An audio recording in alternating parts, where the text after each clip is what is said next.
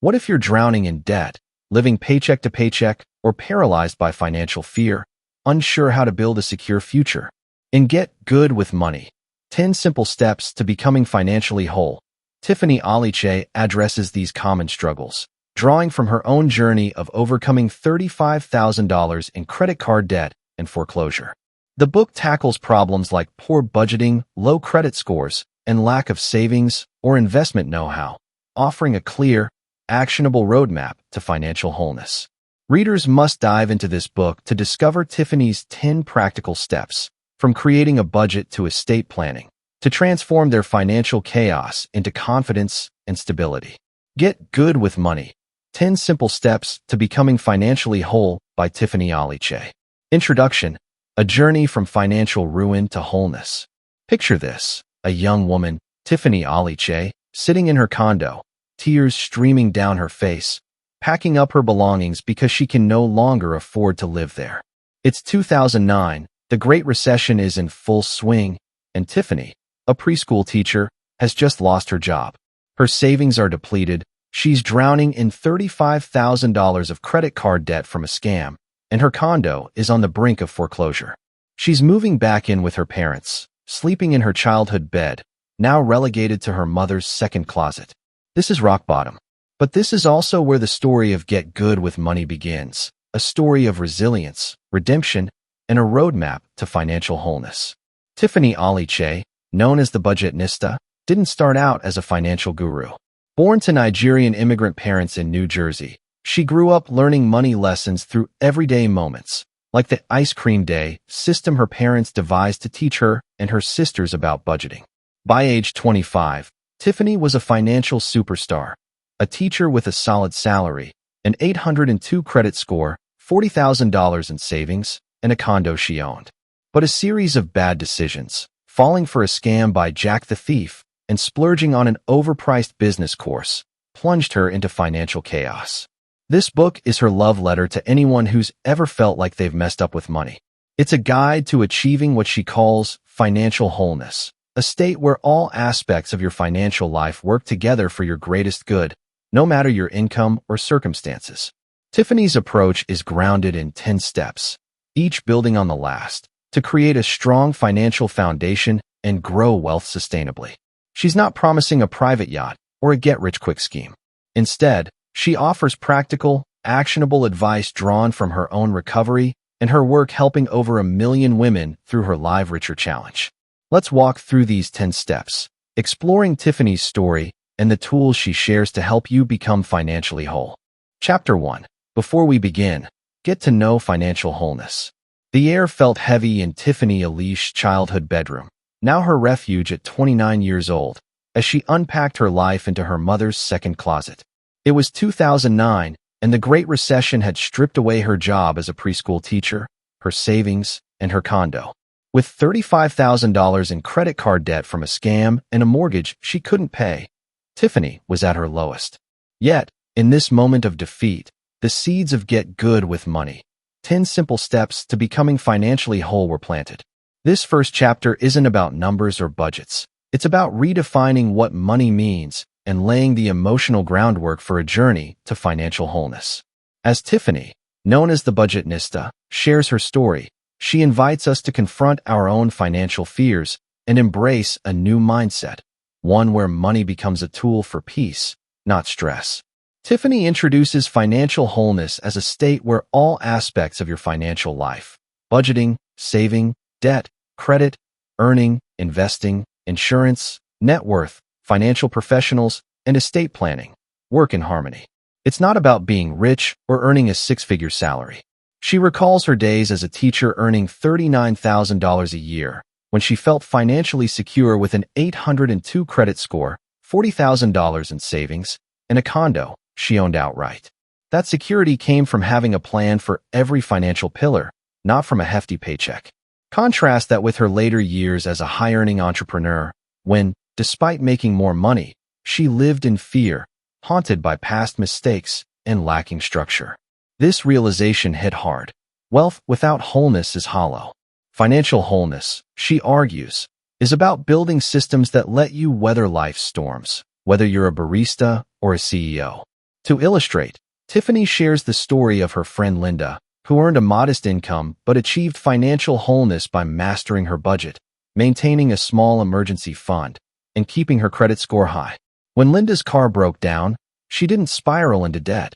She used her savings to cover repairs and continued her financial plan. Compare that to Tiffany's own rock-bottom moment, when a lack of savings and a plummeting credit score left her vulnerable. Linda's story shows that wholeness is accessible to anyone willing to plan, regardless of income.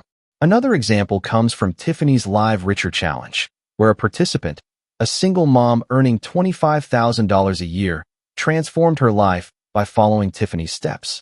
She started with a simple budget, saved $1,000 for emergencies, and paid off a $2,000 credit card, proving that small, intentional steps lead to big changes. But before diving into those steps, Tiffany insists on a mindset shift. She shares a childhood memory of spilling juice on the kitchen floor, panicking as the mess spread. Her mother, calm as ever, handed her paper towels and said, "Be a paper towel person, not a paper towel person." The lesson? Don't dwell on the spill, focus on cleaning it up. This philosophy underpins financial wholeness. Forgive your past money mistakes, whether it's maxed out credit cards or missed payments, and focus on solutions. Tiffany's own spill was trusting Jack the Thief, a scammer who lured her into a fake business deal, costing her savings and credit. Instead of wallowing, she became a paper towel person, rebuilding her life step by step. To prepare readers, Tiffany offers 5 exercises to reframe your relationship with money. First, reflect on your money influences. For Tiffany, her Nigerian immigrant parents shaped her early habits, like the ice cream day system, where she and her sisters budgeted for treats, learning to prioritize needs over wants. Readers are prompted to consider their own influences, maybe a parent who avoided money talk or a culture that equated spending with status. Second, establish your financial voice. Tiffany's voice was silenced during her scam ordeal, but reclaiming it meant trusting her instincts. Third, practice gratitude for what you have, like a steady job or a supportive family, to counter scarcity thinking. Fourth, live for joy, not just survival. Tiffany shares how budgeting for small pleasures, like a coffee date, kept her motivated. Finally, surround yourself with accountability partners. Tiffany leaned on her sister, who encouraged her to start financial coaching, sparking the Budgetnista. An example of these exercises in action comes from a Live Richer Challenge participant named Maria. Maria grew up in a household where money was a taboo topic, leading to impulsive spending as an adult. By completing Tiffany's exercises, she identified her influences, a fear of discussing finances, found gratitude in her stable job, and joined a budgeting group for accountability. This shift helped Maria create her first budget, a small but powerful step toward wholeness. Another example is Tiffany's own gratitude practice during her lowest point.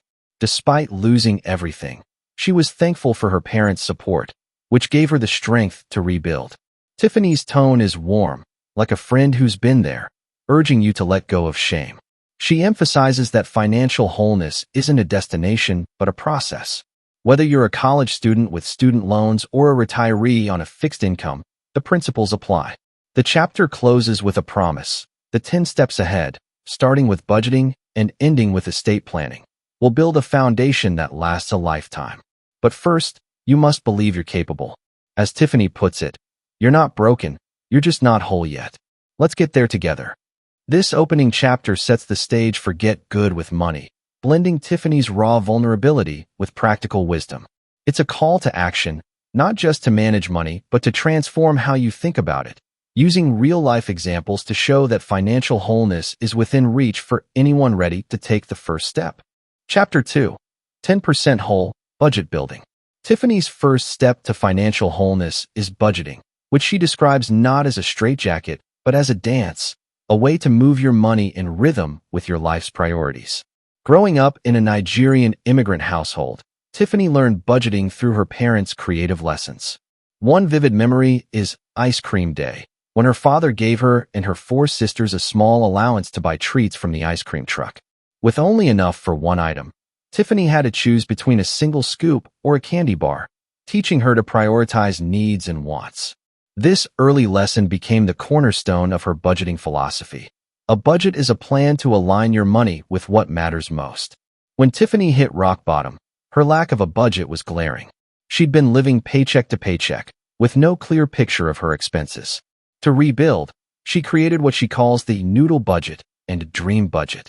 The noodle budget covers bare-bones essentials: housing, utilities, basic groceries, transportation, named for the cheap ramen noodles she ate to survive lean times. The dream budget, meanwhile, includes your ideal lifestyle: dining out, travel, or new clothes. The goal is to start with the noodle budget to stabilize, then gradually work toward the dream budget as your finances grow. Tiffany's method involves listing all income and expenses using her money list worksheet, then automating bill payments and savings transfers through online banking. This automation, she explains, takes the emotion out of spending, ensuring bills are paid and savings grow without willpower battles. An example of this in action comes from Tiffany's Live Richer Challenge, where a participant named Keisha, a retail worker earning $30,000 a year, transformed her finances. Keisha used to overspend on clothes, racking up credit card debt. Following Tiffany's advice, she created a noodle budget, cutting non-essentials like frequent shopping trips, and automated $50 monthly transfers to a savings account. Within 6 months, Keisha paid off a $1,500 credit card and felt in control for the first time. Tiffany's own story mirrors this. After her financial collapse, she set up a noodle budget, automating rent and utility payments to her parents and a small savings contribution. This structure gave her the stability to start her financial coaching side hustle, which became the Budgetnista. Tiffany's tone is infectious, making budgeting feel like a game. She encourages readers to celebrate small wins, like sticking to a budget for a week, with a treat like a coffee or a movie night. The assignment: download her money list worksheet from www.getgoodwithmoney.com. Track your income and expenses for a month and set up automated transfers. For Tiffany, budgeting wasn't just about numbers. It was about reclaiming her power over money, a lesson she passes on with warmth and urgency. Chapter 3: 20% Whole, Save Like a Squirrel. If budgeting is the dance, saving is the safety net, and Tiffany's Save Like a Squirrel metaphor brings it to life. Just as squirrels stash nuts for winter, you need to store at least 3 months' worth of essential expenses in an emergency fund to weather life's unpredictability. Tiffany learned this the hard way during the recession. With no savings, she drained her retirement account to cover her condo's mortgage, a decision that cost her penalties and set back her future. "I was one unexpected bill away from disaster," she writes, a vulnerability that fueled her mission to teach others to save. Tiffany's saving strategy is simple but deliberate.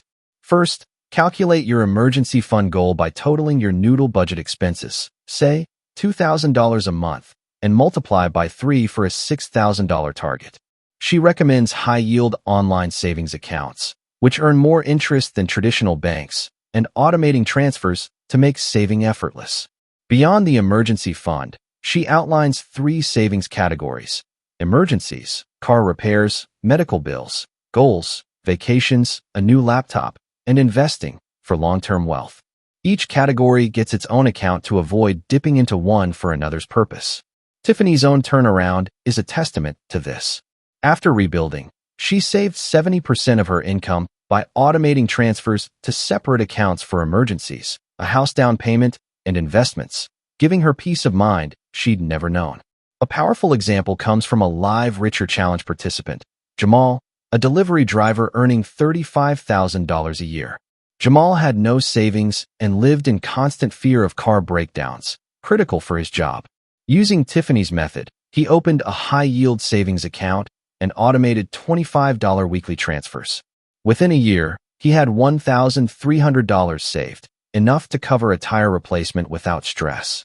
Another example is Tiffany's friend Sandy, who saved $2,000 for a dream trip to Paris by setting up a Paris Goals account and transferring $10 a week from her budget.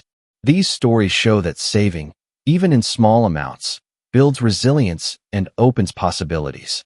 Tiffany's squirrel analogy isn't just cute, it's strategic. She warns against common pitfalls, like keeping savings in a checking account where it's easy to spend or neglecting to save because there's nothing left. Her solution? Save first, even $5 a month, and treat it like a bill. The assignment: open a high-yield savings account, calculate your 3-month noodle budget goal, and automate a small, regular transfer to start. Tiffany shares how her first savings goal post-recession was $500, a modest sum that felt monumental when she hit it. That milestone fueled her momentum, eventually leading to buying a house and paying off her parents' $35,000 mortgage. Chapter 4: 30% Whole, Dig Out of Debt. Debt felt like quicksand to Tiffany, pulling her deeper with every minimum payment she made or missed. Her $35,000 credit card debt stemmed from a scam by Jack the Thief, who promised business success but delivered financial ruin, compounded by a $10,000 business course she couldn't afford. Add to that $52,000 in student loans and a $200,000 mortgage, and Tiffany was drowning. In Chapter 4, she shares how she shifted from avoidance to action, using her debt list worksheet to confront the mess head-on. This tool, available at www.getgoodwithmoney.com, prompts you to list every debt, amount owed, interest rate, due date, and status, current or delinquent, to create a clear picture of what you're facing. Tiffany introduces 2 repayment strategies: the snowball method, where you pay off the smallest debts first for quick wins, and the avalanche method, where you tackle high-interest debts to save money over time. She chose the snowball method, starting with a $500 medical bill, then moving to a $2,000 credit card. Each paid-off debt felt like a victory, fueling her momentum. Automating payments ensured she stayed on track, even when motivation waned. By 2014, she'd cleared her $35,000 credit card debt and $52,000 in student loans, a testament to disciplined action. Her story resonates with anyone who's ever felt trapped by debt, showing that freedom is possible with a plan. An example from her Live Richer challenge illustrates this. Maria, a single mother earning $28,000 as a cashier, had $12,000 in credit card debt from medical bills and overspending. Using Tiffany's debt list, Maria listed her debts and chose the snowball method, paying off a $1,000 store card first. Automating $100 monthly payments, she cleared $3,000 in debt within a year, gaining confidence to keep going. Another example is Tiffany's friend, who paid off a $5,000 car loan using the avalanche method, saving hundreds in interest by targeting the high-rate loan first. Tiffany's advice: pick a method, automate payments, and celebrate small wins, like treating yourself to a movie after paying off a debt. The assignment: complete the debt list worksheet, choose a repayment strategy, and set up automatic payments to chip away at your debt, no matter how small the start. Chapter 5: 40% Whole, Score High Credit. If debt was Tiffany's quicksand, her credit score was her report card, and it was failing. Her 802 score, once a source of pride, crashed during the recession as missed payments and high credit card balances piled up. In Chapter 5, Tiffany explains why a strong credit score, ideally 740 or higher on the FICO scale, is crucial for financial wholeness. A good score unlocks better loan rates, lower insurance premiums, and even job opportunities. She guides readers to request a free FICO credit report from Experian, TransUnion, or Equifax via www.annualcreditreport.com and identify factors dragging their score down, like late payments, high credit utilization, or errors. Tiffany's turnaround began with facing her credit report, a painful but necessary step. She paid down balances, keeping credit card usage below 30% of her limit, and set up payment reminders to avoid late fees. Her friend Nativa Hurd, the frugal creditnista, offers expert tips in the book, like disputing errors on your report by mailing certified letters to credit bureaus. Tiffany's score gradually climbed back, enabling her to buy a car and later a house. She shares how a 740-plus score saved her thousands on a mortgage compared to a 650 score, proving credit's real-world impact. A compelling example comes from a Live Richer challenge participant, Jamal, a delivery driver with a 580 credit score due to maxed-out cards. Following Tiffany's advice, he checked his report, disputed a $200 error, and paid down a $1,000 card to 20% utilization. Within a year, his score hit 680, qualifying him for a better car loan. Another example is Tiffany's cousin, who boosted her score from 620 to 750 by automating payments and keeping balances low, allowing her to rent a better apartment. The assignment: pull your credit report, list negative factors, like high balances or late payments, and create a plan to improve them, such as paying down one card or setting up alerts. Tiffany's mantra: your credit score is your financial reputation. Build it like you mean it. Chapter 6. 50% Whole. Learn to earn. Increase your income. The loss of her preschool teaching job taught Tiffany a brutal lesson. A single income is a single point of failure.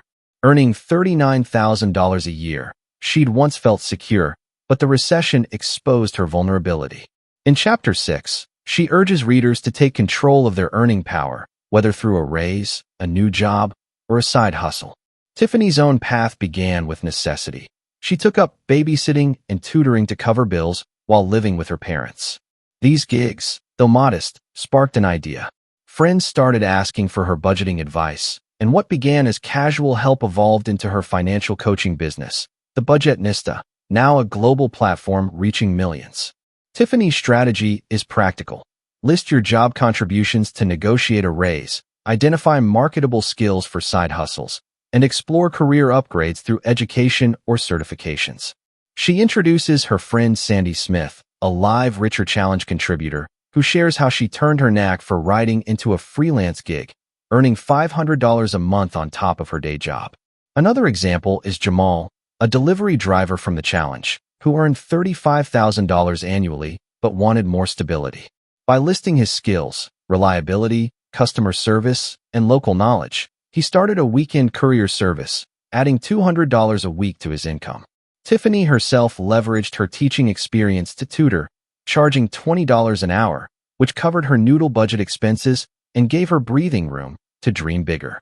The chapter is a call to action, emphasizing that income isn't fixed, it's expandable. Tiffany's assignment: create an income action plan worksheet, available at www.getgoodwithmoney.com, listing your skills, contributions, and potential side hustles. She encourages starting small. $50 a month from dog walking or online tutoring can snowball. For Tiffany, tutoring led to coaching, which led to speaking engagements, proving that small steps can unlock new income streams. Her voice is encouraging, like a friend cheering you on. You're sitting on skills you haven't monetized yet. Find them, and you're halfway to wholeness. Chapter 7. 60% Whole. Invest like an insider, retirement and wealth. Investing once terrified Tiffany. After falling for a scam by Jack the Thief, which cost her $35,000, she swore off anything that smelled like risk. But in Chapter 7, she reframes investing as essential for financial wholeness, with two goals: securing retirement and building wealth. Her biggest regret? Draining her retirement account to cover her condo's mortgage during the recession, incurring penalties, and losing years of growth. That mistake drove her to learn investing the right way, and she shares that wisdom with clarity and care. Tiffany, with insights from experts Kevin L. Matthews II and Courtney Richardson, breaks investing into manageable steps. Start with retirement accounts like a 401k or IRA, especially if your employer matches contributions. It's free money. For wealth building, she recommends low-cost, diversified options like index funds or robo-advisors, which automate investment choices. Consistency is key. Even $25 a month compounds over time. Tiffany shares her own journey, starting with a $50 monthly contribution to an IRA after rebuilding her finances. By 2014, her investments helped her buy a foreclosure house for $180,000 cash and pay off her parents' $35,000 mortgage, showing the power of steady investing. A live Richer Challenge participant, Keisha, a retail worker earning $30,000, exemplifies this. Keisha was intimidated by investing but started with her company's 401k, contributing 3% of her salary, $75 a month, to get the employer match. Within 2 years, her account grew to $2,500, giving her a taste of wealth building.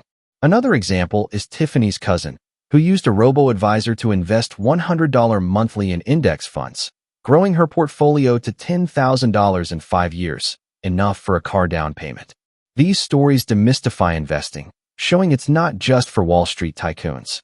Tiffany's assignment: calculate your retirement needs, e.g., 80% of your current income annually. Check if your employer offers a 401k match, and open an IRA or brokerage account for wealth building. She stresses diversification to reduce risk and warns against touching retirement funds, a lesson from her own costly withdrawal. Her tone is reassuring. You don't need to be rich. System: an expert to start. You just need to start small and be consistent. The chapter ends with a promise. Investing isn't about getting rich quick. It's about building a future you can rely on. These chapters are Tiffany at her most inspiring, blending raw vulnerability with actionable advice. Her journey from a single-income teacher to a multi-stream entrepreneur and from an investment scam victim to a savvy investor shows what's possible. Jamal's courier hustle and Keisha's 401k success prove that anyone can start, no matter their income. As Tiffany says, earning more gives you options. Investing makes them last. You're 60% whole. Keep going. Chapter 8. Budgeting to Win. Insurance was a lesson Tiffany learned through neglect. During her financial collapse, her inadequate coverage left her exposed. When her car broke down, she had no safety net, and medical bills piled up because her health insurance was bare bones. In Chapter 29, she calls bankruptcy a financial safety net, essential for financial wholeness to protect against life's unpredictability. It's not about flashy policies, but about ensuring your income, health, and assets are shielded. Tiffany covers 4 key areas: health, hospital stays, doctor visits; life, for dependents; disability, long-term income replacement; and property/casualty, home, car. Her post-recession turnaround involved upgrading her insurance, giving her peace of mind that a single disaster wouldn't derail her again. Tiffany, with insights from certified financial planner Anjali Jariwala, offers a clear framework. Calculate coverage needs. Life insurance should be 10 to 15 times your annual income, e.g., $40,000 salary equals $400,000 to $600,000 policy, and health plans should cover essential care without crushing premiums. Review existing policies, identify gaps, and consult an independent broker for tailored advice. Tiffany shares how she updated her life insurance to cover her parents' mortgage, ensuring their security if she passed. A Live Richer Challenge participant, Keisha, a retail worker earning $30,000, exemplifies this. Keisha had no life insurance, leaving her son vulnerable. Following Tiffany's advice, she bought a $250,000 term policy for $20 a month, safeguarding her child's future. Another example is Tiffany's friend, who added disability insurance after a car accident sidelined her for months, preserving her income. The assignment: list current policies, calculate needs, e.g., life insurance based on income and dependence, and get quotes to fill gaps. Tiffany's tone is urgent yet warm. Insurance isn't sexy, but it's your shield. Without it, one storm can wipe you out. Her own experience, scrambling to cover unexpected costs during the recession, underscores the stakes.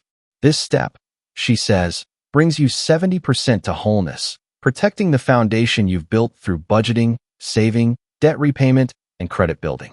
Chapter 9. Creating Wealth. Net worth, what you own minus what you owe, is the scoreboard of financial health, and Tiffany's was deep in the red during her low point. With $87,000 in consumer debt and a foreclosed condo, her net worth was negative, a stark contrast to her earlier days as a teacher with $40,000 in savings. In Chapter 30, she introduces the Net Worth Worksheet, available at www.getgoodwithmoney.com, to calculate assets, home, car, savings, investments, and liabilities, debts. Growing net worth, she explains, is about reducing liabilities and acquiring income-producing assets, like real estate or investments. Tiffany's comeback is a powerful example. After paying off her $35,000 credit card debt and $52,000 student loans, she saved aggressively and bought a foreclosed house for $180,000 cash in 2014, boosting her net worth. She later paid off her parents' $35,000 mortgage, further increasing her assets. Her strategy: live below your means, pay down debt, and invest in assets that grow over time. A Live Richer Challenge participant, Jamal, a delivery driver earning $35,000, illustrates this. Jamal's net worth was negative $10,000 due to credit card debt.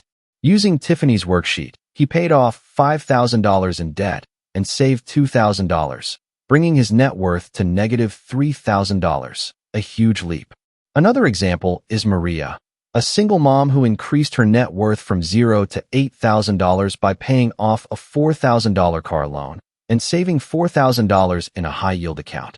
The assignment: complete the net worth worksheet, set a positive net worth goal, e.g., $5,000 in a year, and take monthly actions like paying down debt or saving for investments.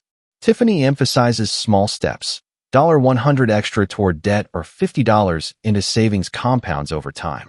Her story of buying a house cash, once unimaginable, shows the power of strategic asset building. Net worth isn't about being rich, she writes. It's about being richish, secure enough to live on your terms. These chapters are Tiffany at her most practical, blending vulnerability with actionable steps. Her journey from inadequate insurance and negative net worth to robust coverage and asset ownership is a roadmap for anyone. Keisha's life insurance, Jamal's debt reduction, and Maria's savings prove that modest incomes can yield big results. As Tiffany says, insurance keeps you safe, net worth makes you strong. You're 80% whole, don't stop now. Chapter 10, 90% whole. Pick your money team, financial professionals. Tiffany learned the hard way that financial wholeness requires more than personal effort. It demands a team. During her financial collapse, she leaned on her sister for emotional support, but professional guidance was missing. As she rebuilt, she discovered the value of experts like certified financial planners, CFPs, accountants, and estate attorneys. In Chapter 10, Tiffany explains how to assemble a money team to amplify your financial plan. Her Money Team worksheet, available at www.getgoodwithmoney.com, helps you outline your financial situation, budget, debts, savings, goals, to find professionals who align with your needs. She advises asking key questions. Are they fee-only or commission-based? What's their investment philosophy? Do they serve clients like you? Tiffany's own turnaround relied on professionals.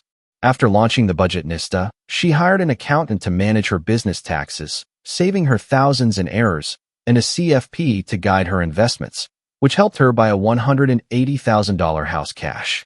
A Live Richer Challenge participant, Maria, a single mom earning $28,000, exemplifies this step.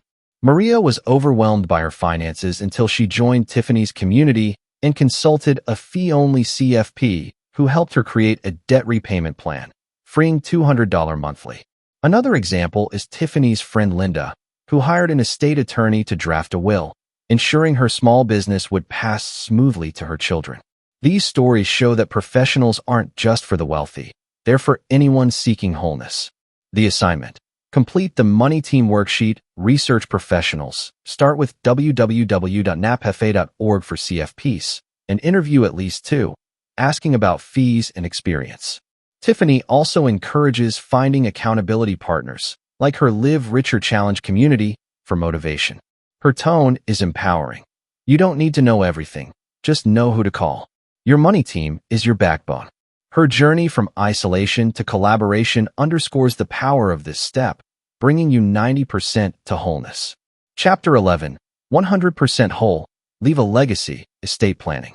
Estate planning felt distant to Tiffany during her financial low, when survival was her focus. But as she rebuilt, she realized that financial wholeness isn't just about today. It's about ensuring your assets benefit loved ones tomorrow. In Chapter 11, with guidance from attorney Tony Moore, Tiffany demystifies estate planning, covering wills, trusts, living wills, durable powers of attorney, and long-term care plans. A will is non-negotiable, especially for parents, to designate guardians for children. Trusts, for those with over $100,000 in assets, protect wealth from taxes and disputes. Advanced directives, like living wills, ensure your medical wishes are honored. Tiffany's own estate plan, created after paying off her parents' $35,000 mortgage, included a will naming her sisters as beneficiaries and a trust for her business assets. This gave her peace, knowing her legacy was secure. Tony shares a cautionary tale of a client whose partner was denied inheritance because no will existed, leaving them homeless. A Live Richer Challenge participant, Jamal, a delivery driver, took this to heart. Earning $35,000, he drafted a will for $200 through a low-cost legal service, naming his mother as beneficiary of his $5,000 savings. Another example is Keisha, a retail worker, who set up a living will and power of attorney after a health scare, ensuring her son's care if she became incapacitated. The assignment: draft a will.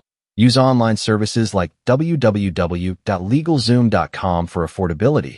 Consider a trust if assets exceed $100,000 and document advance directives.